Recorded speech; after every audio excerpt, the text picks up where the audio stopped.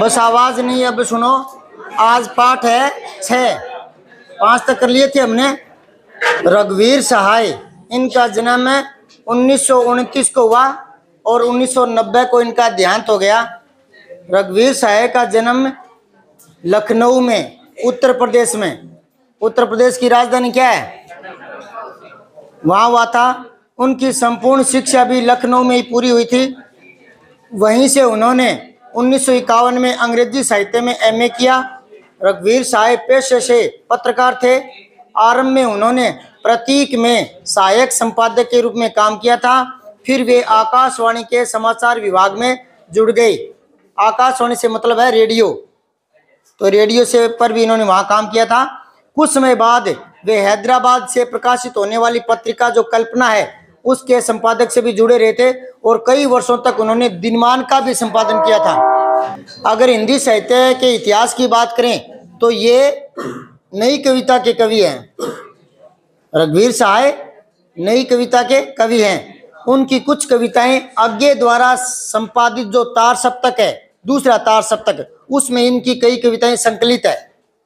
मैंने कहा था ना, आगे ने 3 बार तार सप्तक निकाला है। प्रत्येक बार उनकी रचनाओं में नए नए 7 कवियों की कविताओं का वो संकलन करते थे। ठीक है, तो दूसरा जो तार सप्तक था उसमें रघुवीर सहाय की बहुत सारी कविताएं छपी हुई है, संकलित की गई है। कविता के अलावा उन्होंने रचनात्मक और विवेचनात्मक गद्य भी लिखा है। केवल कवि नहीं थे, लेखक के रूप में भी कलम चलाई है।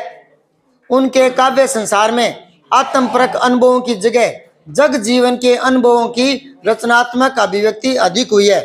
कवि लोग ज्यादातर कल्पना से कथ्य उठाते हैं और संयोजन करते हैं कथ्य का, लेकिन इन्होंने जो भोगा या जो देखा उसको लेकर जो अपने जीवन के अनुभव है उन्हीं को कलम का माध्यम बनाया।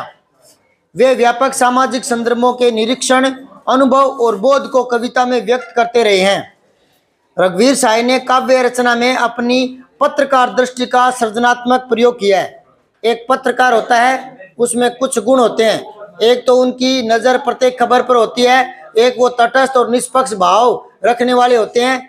तो वही दृष्टि इन्होंने अपनी रचनाओं में दिखाई है। तटस्थ भाव से और यथार्थ को दिखाने का प्रयास किया है, और यथार्थ को दिखाना पत्रकार का कर्तव्य होता है। तो ये पत्रकारिता से जुड़े हुए थे, तो अपनी कविताओं में, अपनी रचनाओं में भी समाज के यथार्थ को दिखाया है। वे मानते हैं कि अखबार की खबर के भीतर दबी छिपी हुई ऐसी अनेक खबरें होती है जिसमें मानवीय पीड़ा छिपी रहती है। उन छिपी हुई मानवीय पीड़ा की अभिव्यक्ति करना कविता का दायित्व है। इसने महसूस किया पत्रकार रहते समय कि कुछ खबरें ऐसी होती है जो बहुत कुछ समाचार देने के बाद भी एक आंतरिक पीड़ा को अपने अंदर समाये हुए रहती है। तो उसकी पीड़ा को अनुभव करना बहुत बड़ी बात है।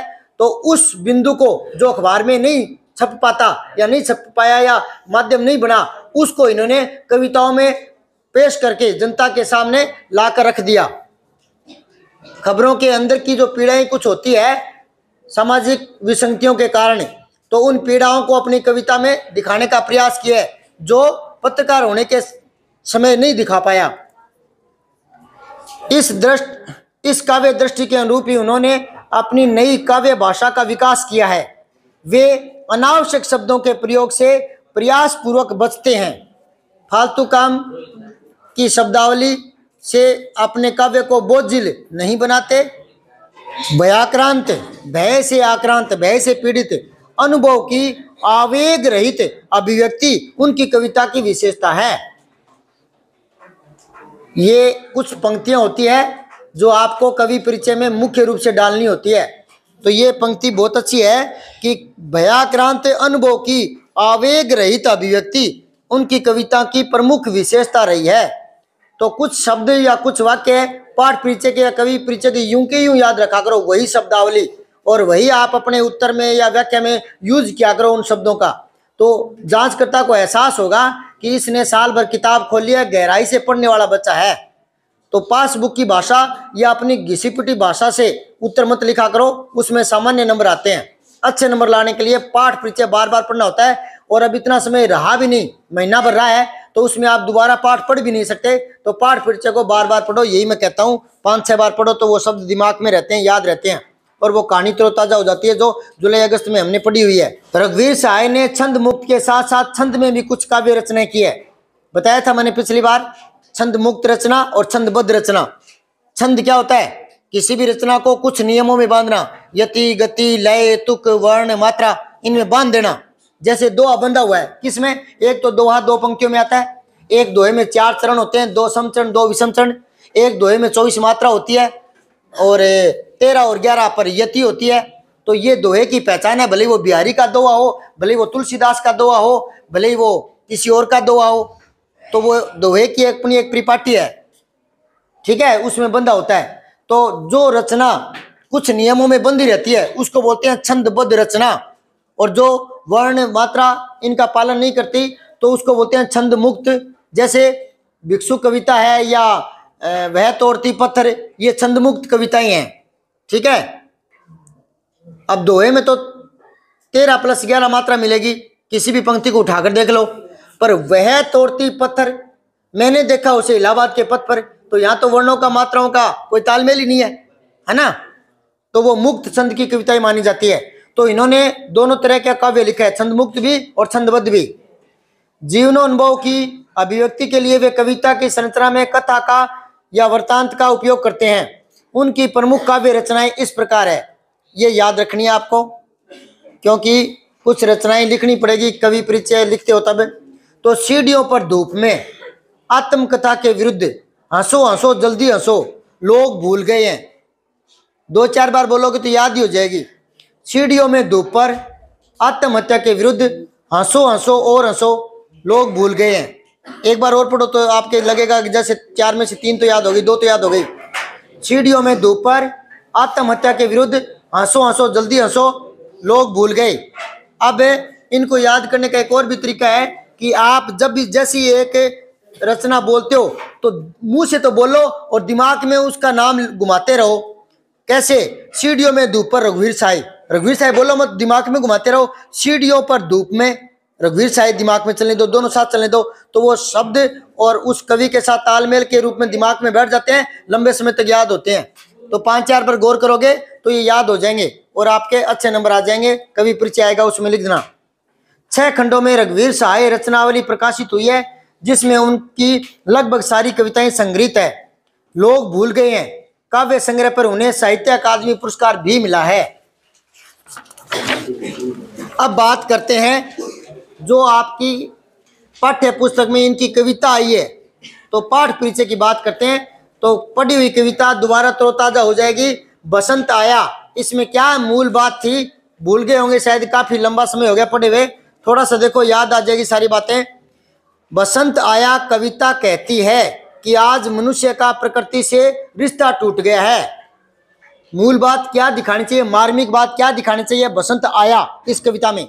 यह दिखानी चाहिए कि लोग प्रकृति से दूर होते चले जा रहे हैं समय के साथ, क्योंकि विज्ञान ने तरक्की की है और विज्ञान बुद्धि का विषय है, मन का विषय नहीं है। और प्रकृति से जुड़ना, संबंधों में जुड़ना, ये दिल का विषय होता है। और लोग तर्क ज्यादा करने लगे तो तर्क तो बुद्धि का आशा होता है, तो वो तो फिर प्रकृति से दूर होता गया। वही पुरानी बात है, हम प्रकृति से जुड़े रहने वाले लोग थे भारतीय लोग।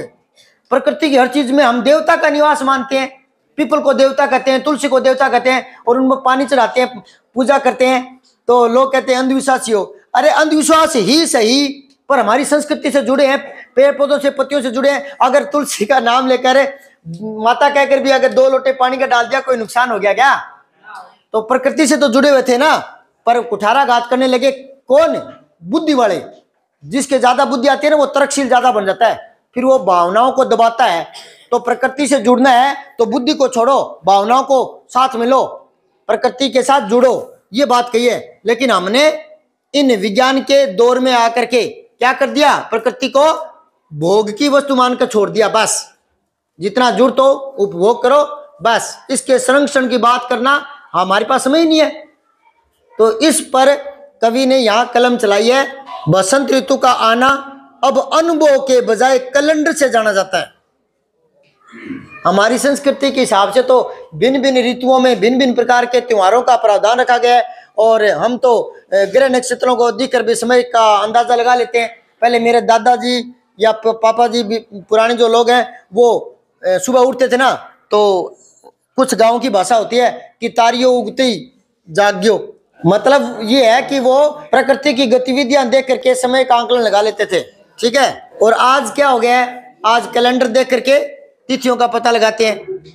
और हमारी जो दादियां हैं, पुराने लोग हैं, वो कंटेस्ट रखते हैं कि आज छठ हो गई, आज सातवीं हो गई, आज आठवीं हो गई। और आजकल वाले लोगों को पता ही नहीं पूर्णिमा कब आएगी, तिथि क्या है, तो कैलेंडर देख करके पता लगाते हैं। ये विडंबना है। ऋतुओं में परिवर्तन पहले की तरह ही संभवतः घटित हो रहे हैं। हालांकि ऋतुओं ने अपना स्वभाव नहीं बदला, ऋतुएं वैसे ही घटित हो रही है, वैसे ही सूर्य उग रहा है, वैसे ही तारे उगते हैं, वैसे ही सब कुछ हो रहा है। लेकिन लोगों ने इनसे प्रेरणा लेनी या इनसे जुड़ करके इनसे कुछ ज्ञान लेना। कवि कह रहे हैं ऋतुओं में परिवर्तन तो पहले की तरह ही हो रहे हैं, वही बसंत आता है, वही पतझड़ आता है, वही सर्दी गर्मी, वही दिन रात बनते हैं।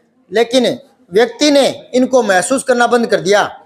पत्ते झड़ते हैं, कोंपलें फूटती है, हवा बहती है, ढाक के जंगल दहकते हैं, कोमल भ्रमर, भ्रमर होता है भंवरा, अपनी मस्ती में फूलों पर झूमता है, पर हमारी निगाह उन पर नहीं जाती। हम प्रकृति की चीजों से निरपेक्ष बने हुए हैं। वास्तव में कवि ने आज के मनुष्य की आधुनिक जीवन शैली पर व्यंग्य किया है। समझाई बात है। इस कविता की भाषा में जीवन की विडंबना छिपी हुई है। प्रकृति से अंतरंगता को व्यक्त करने के लिए कवि ने देशज शब्दों का प्रयोग किया है और क्रियाओं का भरपूर प्रयोग किया है।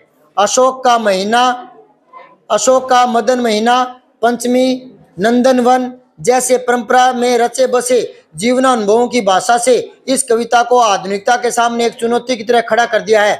कविता में बिंबों और प्रतीकों का भी बहुत ही सुंदर प्रयोग है। बिंब और प्रतीक मैं पिछली बार बता चुका हूं। दूसरी जो कविता आई है वो आई है तोड़ो, छोटी सी कविता है और उद्बोधन पर कविता है।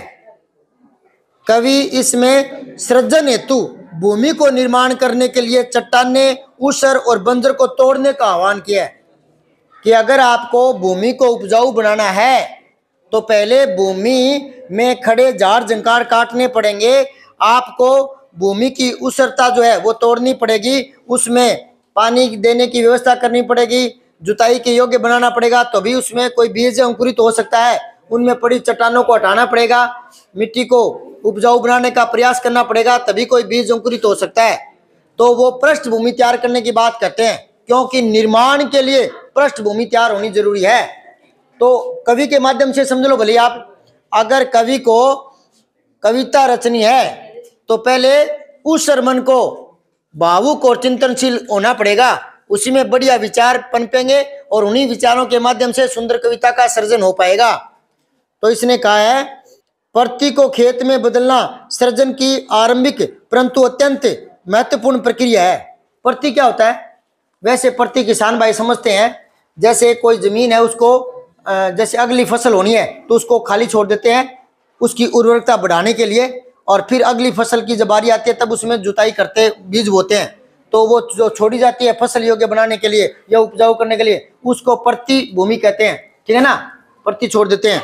प्रति को खेत में बदलना सृजन की आरंभिक परंतु अत्यंत महत्वपूर्ण प्रक्रिया है। यहाँ कवि विध्वंस के लिए नहीं उकसाता वरन सृजन के लिए प्रेरित करता है। ये कविता निर्माण की कविता है, सृजन के लिए आगे आने के लिए, सृजन के लिए कार्य में जुट जाने का आह्वान करती है, विध्वंसता का आह्वान नहीं करती। जैसे आता है ना तोड़ो, नाम से पता लगा तोड़ो, तो तोड़ो का मतलब विध्वंस करना नहीं है, यहाँ निर्माण के लिए आया तोड़ो, मतलब जो बंजरता है उसको हटाओ, जो पत्थर है, जो बाधाएं बीच में आ रही है उनको तोड़ो। वरना ये तोड़ने की कविता नहीं है, ये तो तोड़ने के पीछे निर्माण के लिए पृष्ठभूमि तैयार करने की कविता है। तो निर्माण का बोध यहाँ ज्यादा है। यहाँ कवि विध्वंस के लिए नहीं उकसाता वरन सृजन के लिए प्रेरित करता है। कविता का ऊपरी ढांचा सरल प्रतीत होता है, परंतु प्रकृति से मन की तुलना करते हुए कवि ने इसको नया आयाम दे दिया है। यह बंजर प्रकृति में है तो मानव मन में भी है। मतलब प्रकृति में अगर बंजरपन है तो उसको किसान हटाता है और उर्वरकता लाने की कोशिश करता है भूमि में, तो ये बंजरपन मनुष्य के हृदय में भी है, तो वहां से भी इसको निकालना पड़ेगा। तभी कोई सुंदर कविता का निर्माण होगा। कवि मन में व्याप्त ऊब और खीज को भी तोड़ने की बात करते हैं। मन में किसी प्रकार की ऊब है, उबाऊपन आता है या कोई खीज की भावना है, चिढ़ की भावना है, उसको हटाना पड़ेगा। कोमल भावनाएं, कोमल विचार, सृजनात्मक विचार मन में लाएंगे तो ही कविता का निर्माण होगा। उसे भी उर्वर बनाने की बात कही गई है। मन को भी खेती के साथ साथ प्रतीकात्मक रचना है ये। और ये मैं अभी पढ़ा था हमने कि नए बिंबों का, नए प्रतीकों का प्रयोग कवि ने किया है। मन के भीतर की ऊब सृजन में बाधक है। कवि सृजन का आकांक्षी है। आकांक्षी मतलब इच्छा रखने वाला, सृजन की इच्छा रखने वाला, इसलिए उस ऊब को दूर करने की बात करता है। इसलिए कवि मन के बारे में प्रश्न उठाकर आगे बढ़ जाता है। इससे कविता का अर्थ विस्तार पाता है। जो कहना चाहता है वो हमें समझने पर जोर देना पड़ता है। सब्सक्राइब करके बेल आइकन जरूर दबाएं।